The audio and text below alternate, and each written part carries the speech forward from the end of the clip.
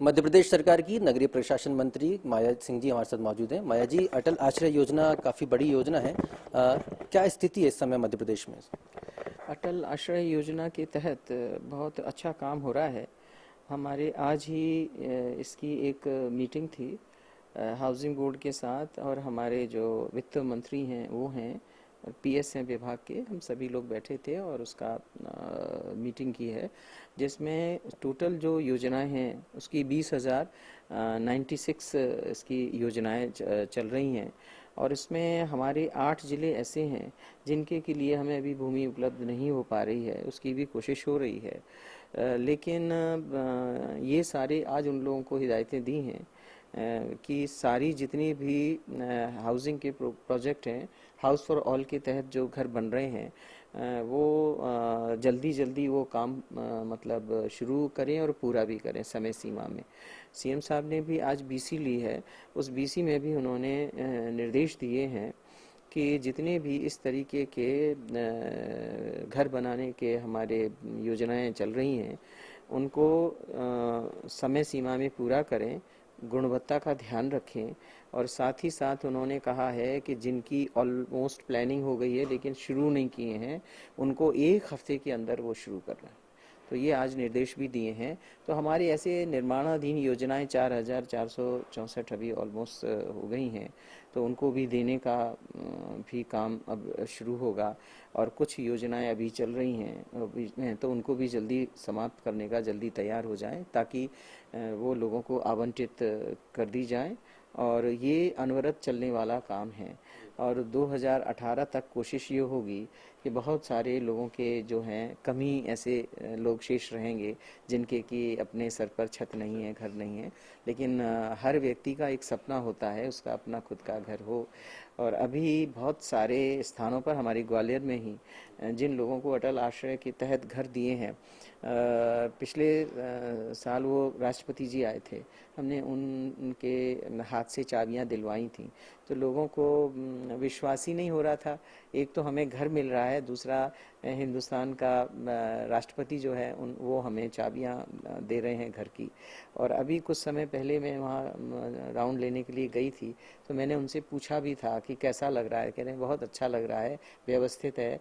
वहाँ तो एक पॉलीथीन का टपरा लगा के हम लोग रहते थे और कुछ था नहीं, अब यहाँ सब व्यवस्थित है। हमारा चौका है, मतलब रसोई है, बाथरूम है, नहाने धोने का सब है, बर्तन मांजने की जगह है, बैठक है, कमरे हैं, अच्छे से रह रहे हैं वो लोग, बेहद खुश हैं। तो इसके तहत काम तो अभी बहुत कुछ करना है, लेकिन 2018 तक का जो हमारा टारगेट है वो टारगेट समय सीमा में पूरा करेंगे। तो ये हाउसिंग बोर्ड और कुछ विकास प्राधिकरण भी ये इस तरीके के कंस्ट्रक्शन के काम कर रहे हैं।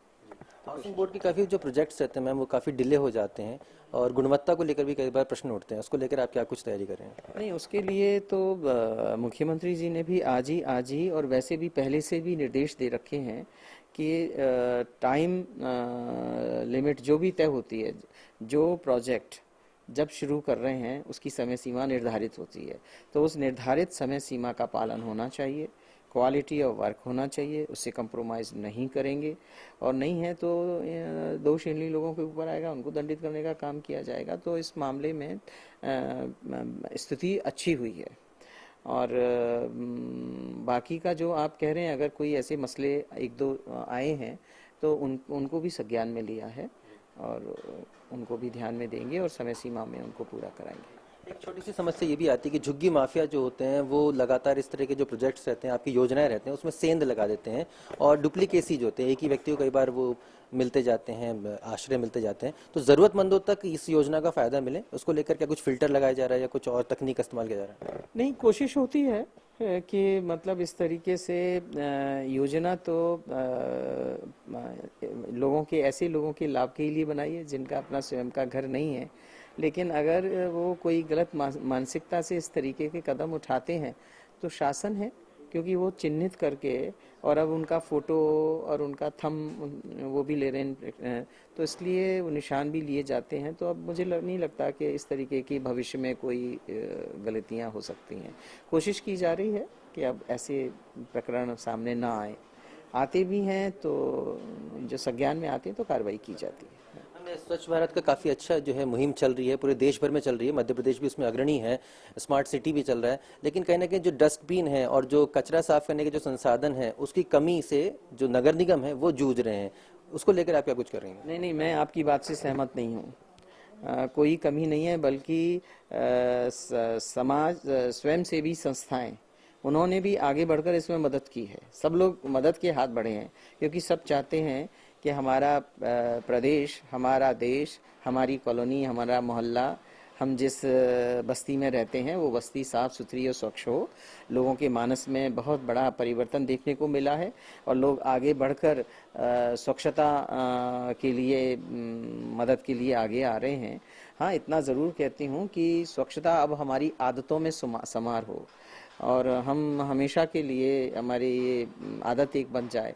तो इसके लिए परिवर्तन लोगों की मानस में आया है, लेकिन कहीं कहीं अब धीरे धीरे आएगा भी।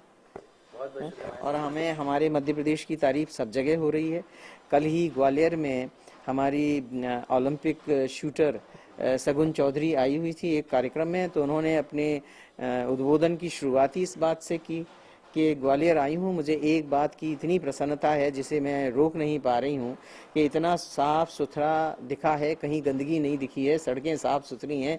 जहाँ से निकल रही हूँ, जिस कॉलोनी से, बस्ती से, और यहाँ इसमें प्लेग्राउंड में मैं आई हूँ, तो हमारे साथ में मेयर बैठे हुए थे, वे बेहद खुश हुए कि तारीफ करने वाले लोग जब तारीफ करते हैं तो अच्छा लगता है। कम लोग तारीफ करते हैं, लेकिन स्वच्छता में बहुत अच्छा काम हुआ है और आगे भी लगातार इसका प्रयास जारी रहेगा। बहुत बहुत शुक्रिया माया सिंह जी। तो कहीं ना कहीं स्वच्छता एक ऐसी मुहिम है जो सिर्फ सरकार की नहीं, समाज की भी एक बड़ी जिम्मेदारी है। कैमरामैन अनवर खान के साथ Ashutosh, India first news, Bhopal.